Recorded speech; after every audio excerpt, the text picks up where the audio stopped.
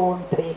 È un libro che parla del viaggio, quindi è un racconto, ma è anche una guida perché dà tutte le informazioni per chi volesse ripercorrerne alcuni tratti o anche tutto il percorso, in barca o in bici.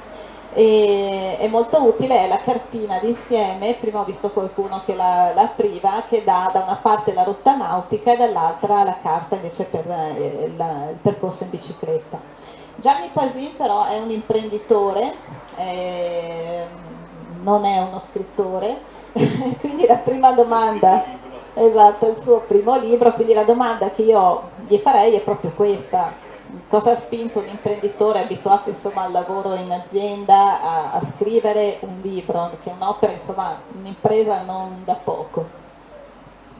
Ecco, io oggi comincerei però ponendo io una domanda a Nadia, perché domenica scorsa, dopo una vita che le dicevo andremo, per la prima volta le ho fatto fare una parte del percorso in barca, perché lo conosceva, ma ha fatto a modo suo, attraverso mezzi pubblici ed altro.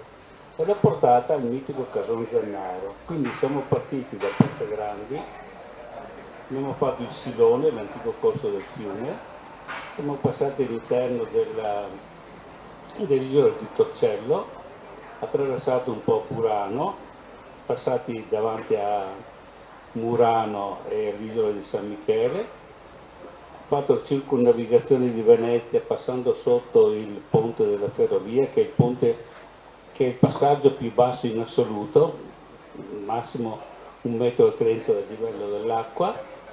Abbiamo fatto il canale della Giudecca, passato l'isola degli Armeni, San Servolo, Lazzaretto Vecchio, costeggiato tutto il Lido, poi siamo arrivati a passato Malamocco, Pellestrina e siamo arrivati a Cason Zennaro. Ecco, faccio io una domanda a te. Cosa ti è rimasto di questo primo viaggio?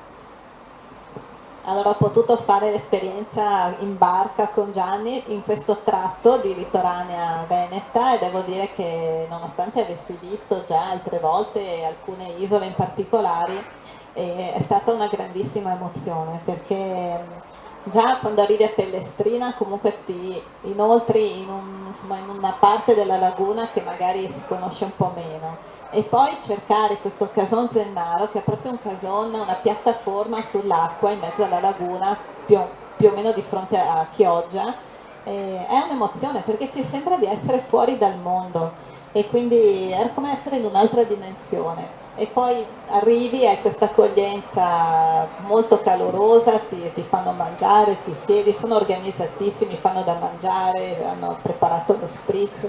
È stato veramente come trovarsi fuori dal mondo, eppure sai che insomma c'è Chioggia, c'è Pellestrina, sai dove sei, però allo stesso tempo sei in un altro mondo proprio, un'emozione fortissima.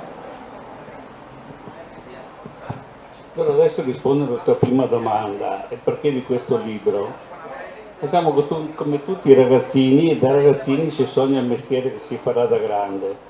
Io sognavo di fare l'esploratore, non l'ho mai fatto, l'esploratore vero, perché ho sempre lavorato come venditore, però lavorando come venditore ho avuto modo di conoscere il mondo.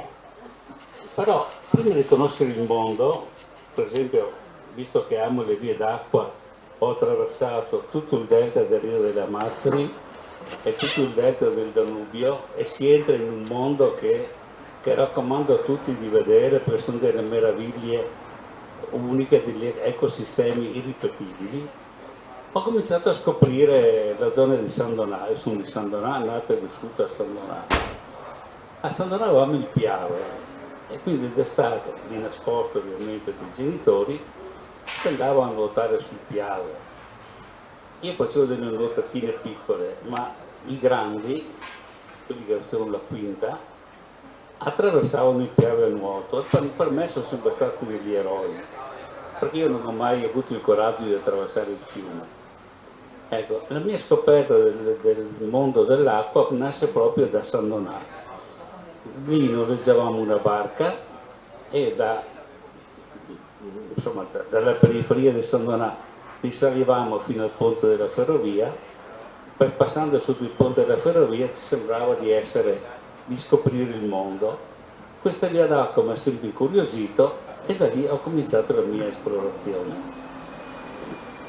Il primo viaggio di discesa del fiume l'ho fatto in età adulta, avrò avuto 33-34 anni, mi sono comprato una barca a vela, ho applicato un piccolo motore e finalmente ho disceso tutto il corso del Piave, scoprendo la Piave vecchia, del lavoro che hanno fatto di direzione dei fiumi romani, e arrivando fino a Cortellazzo. E qui si scopre tutta una delle grandi opere che hanno fatto i romani, quando hanno deviato i fiumi Piave e Brenta dall'Allio originario per evitare l'interramento della laguna. Quindi sono arrivato a Cortellazzo e da lì mi si aprirono due strade, una a destra e una a sinistra verso Bibbione, Caorle, e a destra verso la laguna di Marano. Sono viaggi che poi lentamente, progressivamente nel tempo ho fatto. Cosa mi ricordo di quei primi viaggi? Il senso di scoperta, cioè vedere il paesaggio non più dalla strada, non più con i ritmi veloci della macchina, ma con i ritmi necessariamente lenti della barca, ti permette di avere un paesaggio diverso, cambia dimensione. Apprezzi la dimensione del verde e i personaggi che trovi lungo le rive, dai pescatori ai piccoli allevatori che hanno i loro piccoli allevamenti di pesce, quindi tutto un mondo che nasce e vive all'ombra dei grandi fiumi. E in effetti tu poi mi raccontavi che hai viaggiato, hai visto oltre 100 paesi del mondo, sei proprio un grande viaggiatore. Allora la domanda è, ok, l'esploratore, scoprire il territorio, ma perché proprio la litoranea e non raccontare invece magari il delta del Rio delle Amazzoni, che può essere un po' più esotico come destinazione? Come mai proprio la litoranea? Ognuno nella vita sente delle frasi celebri che gli entrano in testa e che lentamente germogliano. Una di queste frasi me l'ha detto un amico quando ho smesso di lavorare, sono andato in pensione, ma non sono mai andato in pensione perché continuo tuttora a lavorare per la mia azienda che è in proprio, però mai ho ceduto a mio nipote. Ero un po' in crisi, non sapevo cosa fare, cosa farò adesso, cosa farò da grande. Ecco, questo amico mi ha detto: Gianni, e perché non riscopri i valori della tua terra? Ecco, questa è una cosa che mi ha veramente stimolato, mi ha dato vita, mi ha dato voglia di affrontare e guardare in modo diverso il mio mondo. E da lì ho cominciato a raccontare, e ho cominciato a raccontare durante il Covid. Prima parlavano di Covid, durante il Covid, chiuso in casa, sono riuscito a immergermi in tanti ricordi, basta, ho cominciato a narrare. Ho cominciato a narrare in modo confuso finché la Nadia, che ho conosciuto proprio in quel periodo, mi ha detto: ma non scrivere tutto, scrivi come è cominciato dal primo giorno. Allora ho diviso in capitoli, ho raccontato questo, ho raccontato quello, è nata una bellissima collaborazione che mi ha portato a questa stesura di questo libro, che è per metà racconto di viaggio e per metà guida. Ma tornando alla frase